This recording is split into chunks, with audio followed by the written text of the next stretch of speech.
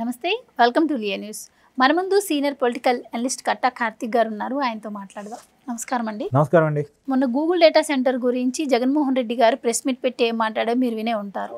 అంటే ఆయన ఇప్పుడు వస్తున్నటువంటి పెట్టుబడులను నేనే తీసుకొచ్చాను అన్నట్టు, అంటే చంద్రబాబు గారి బ్రాండ్ ఇమేజ్ని దెబ్బతీద్దాము అన్న ఉద్దేశంతో ఏవో ప్రయత్నాలు చేశాడు. కానీ అవేవి కూడా సక్సెస్ అవ్వకపోయేసరికి చంద్రబాబు గారి బ్రాండ్లో ఈయన కూడా భాగం పంచుకునేందుకు ట్రై చేసినట్టు బాగా అనిపించింది. సో మీ ఉద్దేశం ఏంటండి? మీకు ఎలా అనిపించింది ఆయన ప్రెస్ మీట్ చూసిన తర్వాత? నా వల్ల కాంది అవతల వాళ్ళ వల్ల కాకూడదు, నాకు రాని పేరు వేరే వాళ్ళకి రాకూడదు, వేరే వాళ్ళ పేరు వినపడకూడదు. ఇది జగన్మోహన్ రెడ్డి గారికి ఉన్నటువంటి మనస్తత్వం. మీరు గమనించారా? 2019లో అధికారంలోకి రాగానే అమరావతి రాజధాని అంతకుముందు చెప్పినటువంటి జగన్మోహన్ రెడ్డి గారు, తర్వాత అమరావతి మాత్రమే రాజధాని కాదు అని చెప్పేసి అమరావతి ప్రాంతాన్ని క్రమంగా కిలి చేయడం స్టార్ట్ చేశాడు.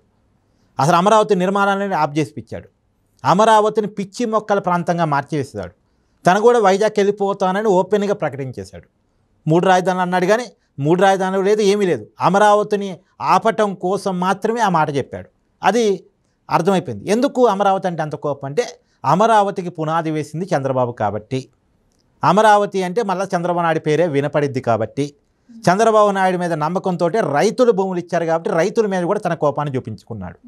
చంద్రబాబు నాయుడిని రాష్ట్రంలో లేకుండా చేయాలని, రాష్ట్రంలో ఆయన పేరు లేకుండా చేయాలని తీవ్రమైనటువంటి ప్రయత్నాలు చేశాడు. చివరికి కుప్పంలో చంద్రబాబు నాయుడిని ఓడించటం కోసం విపరీతమైన ఫోకస్ పెట్టాడు కుప్పం మీద. ఏమైంది? తీరా సీన్ కట్ చేస్తే మొన్నటి ఎన్నికల్లో బ్రహ్మాండమైన మెజార్టీతోటి కూటమి గెలిచింది. చంద్రబాబు నాయుడు గారు సీఎం అయ్యారు.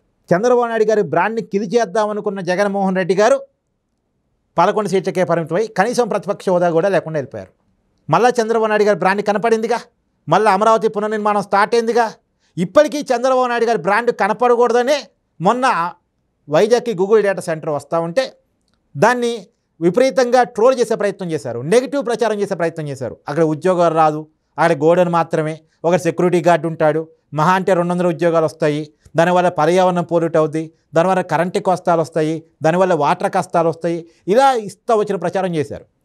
కానీ జనం తిరుగుబాటు కారణంగా వాళ్ళు చెప్పుకున్న సర్వేలో నెగిటివ్ రిజల్ట్ రావటం వల్ల వైసీపీ సీనియర్ నాయకులు కూడా రోడ్డు మీదకి వచ్చి మాట్లాడకపోవటం ఫలితంగా తత్వం బోధపడ్డ తర్వాత చంద్రబాబు నాయుడు గారి బ్రాండ్ని నేను జీవితంలో కిల్ చేయలేను అనుకున్నటువంటి జగన్మోహన్ రెడ్డి గారు మొన్న ప్రెస్ మీట్లో చంద్రబాబు నాయుడు గారి బ్రాండ్లో వాటా కోసం ఇప్పుడు ప్రయత్నం చేస్తున్నారు.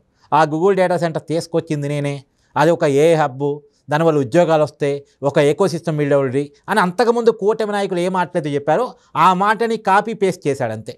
దాంట్లో కొంత తనే ప్రయత్నం చేశాడని చెప్పుకునే ప్రయత్నం చేశాడు. హైదరాబాద్ ఏమో వాళ్ళ నాన్న కట్టాడంట, ఆ వైజాగ్లో కంపెనీలేమో తను తీసుకొచ్చే ప్రయత్నం చేశాడంట. ఎవరైనా నమ్ముతారా? ఎలా ఆ రోజు కొంత కామెడీ అనిపించింది ఏంటంటే, హైటెక్ సిటీని పట్టుకొని అది ఒక 6 ఎకరాల భవనం అంటాడు. అది అతనుకున్న అవగాహన. హైటెక్ సిటీ అనేటువంటిది నవ హైదరాబాద్ ప్రతీక, ఐటీ ప్రతీక.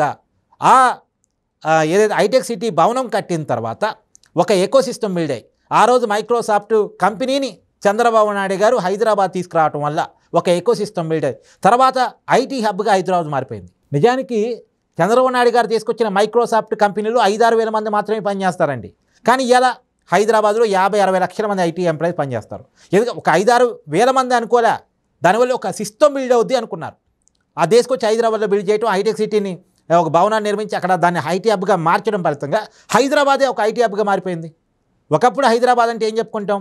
ఆర్టీసీ క్రాస్ రోడ్డు, నాంపల్లి, కోటి, పాత బస్తీ, ఇవి కదా, సికింద్రాబాద్ ఇవి కదా. కానీ ఇప్పుడు హైదరాబాద్ అంటే గచ్చిబౌలి, మాదాపూర్. ఇవి ఎలా సాధ్యమైందంటే చంద్రబాబు నాయుడు గారి వల్ల. చంద్రబాబు నాయుడు గారిని రాజకీయంగా విభేదించే వాళ్ళు కూడా దీన్ని ఒప్పుకుంటారు.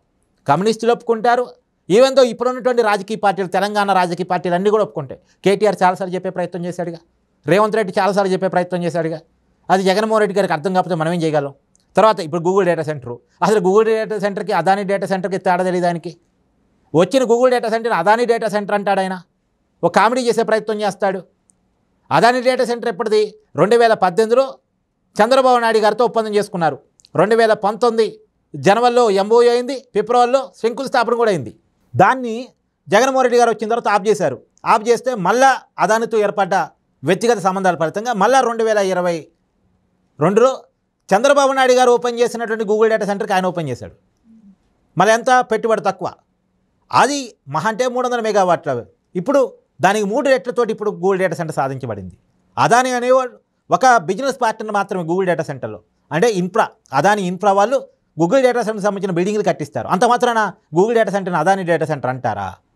దేశం మొత్తం, ప్రపంచం మొత్తం గూగుల్ డేటా సెంటర్ వైజాగ్ వచ్చిందని చెప్తా ఉంటే ప్రధానమంత్రి మోడీ గారు ప్రకటించారు, గూగుల్ CEO సుందర్ పిచాయ్ ప్రకటించారు, ఇంటర్నేషనల్ మీడియా, నేషనల్ మీడియా మొత్తం కూడా ప్రచారం చేసి పెట్టింది. కానీ ఒక్క జగన్మోహన్ రెడ్డి గారికి మాత్రం అది అదాని డేటా సెంటర్గా కనపడుతుంది. ఎందుకు?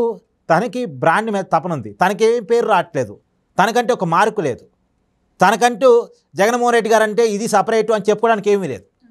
అందుకని తాపత్రయపడటం.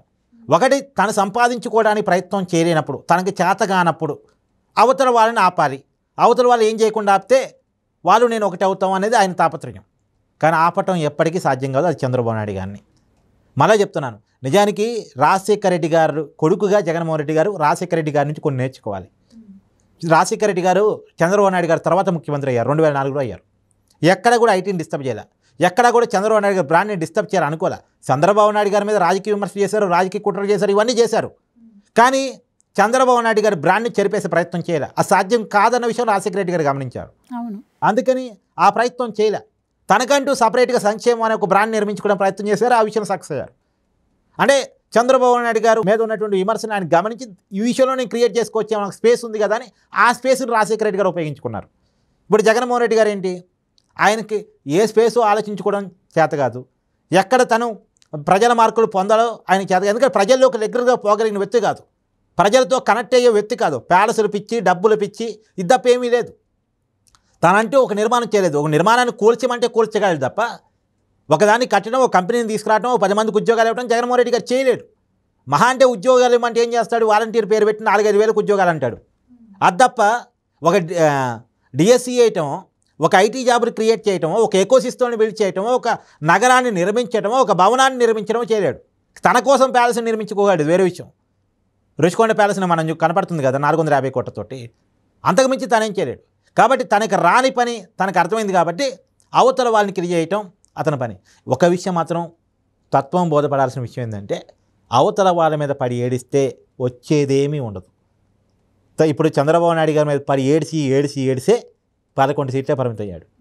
ఎప్పుడైనా మనకంటూ ఒక బ్రాండ్ క్రియేట్ చేసుకునే ప్రయత్నం చేయాలి తప్ప అవతల వాడి బ్రాండ్ మీద పడి ఆడకూడదు. అవసరమైతే అవతల వాళ్ళ నుంచి నేర్చుకోవాలి. ఇప్పుడు మీరు బాగా యాంకరింగ్ చేస్తున్నారు, బాగా విషయాలు చెప్పగలుగుతున్నారు, మీ నుంచి నేర్చుకోగలిగితే నేర్చుకోవాలి. అంతేగాని ఆమె బాగా చేస్తుంది కదా, ఆమె బాగా మాట్లాడుతుంది కదా అంటే నేను మాట్లాడలేను కాబట్టి అవతల వాళ్ళని మాట్లాడేదంటే అయ్యే పని నాది సాధ్యం అవుతుంది? అది సాధ్యం కాదు అది. కాబట్టి చంద్రబాబు నాయుడు గారు అంటే ప్రపంచం గుర్తుపెట్టింది. ఇవాళ ఏ దేశం వెళ్ళండి, ఏ కంపెనీని అడగండి, ఏ పారిశ్రామికవేత్తను అడగండి, ఏ వాణిజ్యంలో ప్రపంచంలో తనకంటూ ఒక మార్కు వేసుకున్న ఏ పెద్ద వ్యక్తినైనా అడగండి, చంద్రబాబు నాయుడు గారి పేరు చెప్తే గుర్తుపడతారు. ఆయనకంటూ ఆ బ్రాండ్ విశ్వవ్యాప్తం అయిపోయింది. దాన్ని ఆపటం, ఆ సూర్యుడికి చెయ్యి అడ్డం పెట్టి ఆపటం లాంటిదే. సూర్యుడి కాంతిని అరచేయబెట్టి ఆపగలరు ఎవరైనా?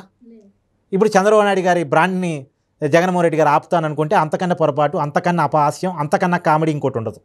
కాబట్టి జగన్మోహన్ రెడ్డి గారు చంద్రబాబు నాయుడు గారి నుంచి నేర్చుకొని రాజకీయాలైనా, పరిపాలన అయినా, లేదు అభివృద్ధి అయినా ఏదైనా చంద్రబాబు నాయుడు గారి నుంచి చూసి నేర్చుకోగలిగితే, అతను యంగ్ వయసులోనే ఉన్నాడు కాబట్టి రాబోయే కాలం ఇంకా రాజకీయ భవిష్యత్తు ఉంది కాబట్టి బాగుంటుంది తప్ప ఆ చంద్రబాబు నాయుడు గారి మీద పడి ఆడటం మానేసుకోవాలనేది నా సలహా. థ్యాంక్ యూ సో మచ్ అండి. Thank you. Please subscribe to Leo news for more videos.